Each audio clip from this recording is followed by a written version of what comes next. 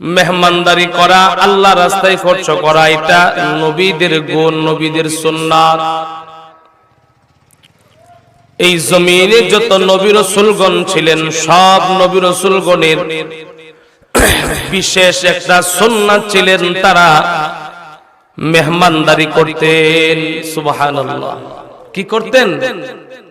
কি করতেন? মেহমানদারি করতেন। মেহমানদারি করা এটা সমস্ত আম্বিয়া আলাইহিস সালামদের বিশেষ এক সুন্নাহ।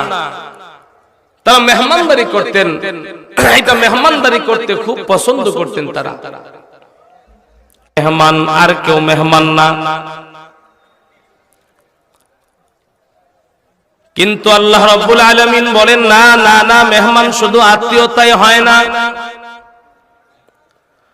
যারা আত্মীয় তারা তো তোমার মেহমান বটে, আত্মীয় ছাড়াও তোমার মেহমান সবাই।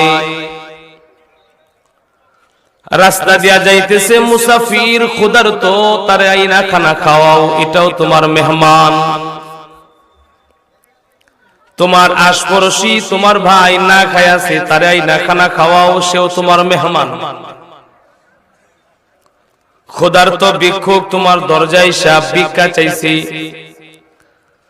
তার কৌশল তার হালত যায় না, তারে খানা খাওয়াও, এটাও তোমার জন্য মেহমানদারি, মেহমান।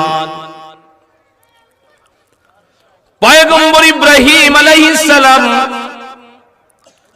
ওনার একটা খাস সুন্নাহ হলো উনি মেহমান ছাড়া কোনো সময় খানা খাইতেন না। পেটে ক্ষুধা লাগলে রাস্তায় গিয়ে দাঁড়ায় থাকতেন আর দুই দিকে তাকাইতেন, কোন মুসাফির মানুষ আসতেছে কিনা, তারে নিয়ে খানা খাওয়া যায় কিনা।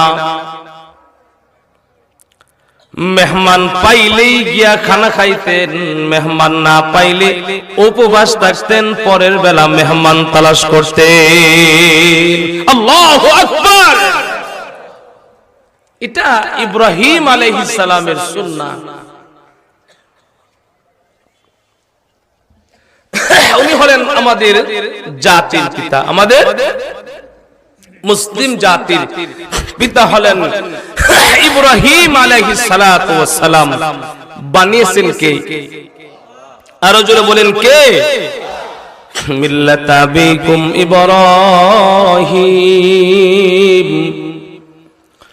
হুয়া সাম্মাকুমুল মুসলিমিন। আল্লাহ বলেন, ও ইব্রাহিম, তোমাকে মুসলিম জাহানের পিতা বানাইলাম।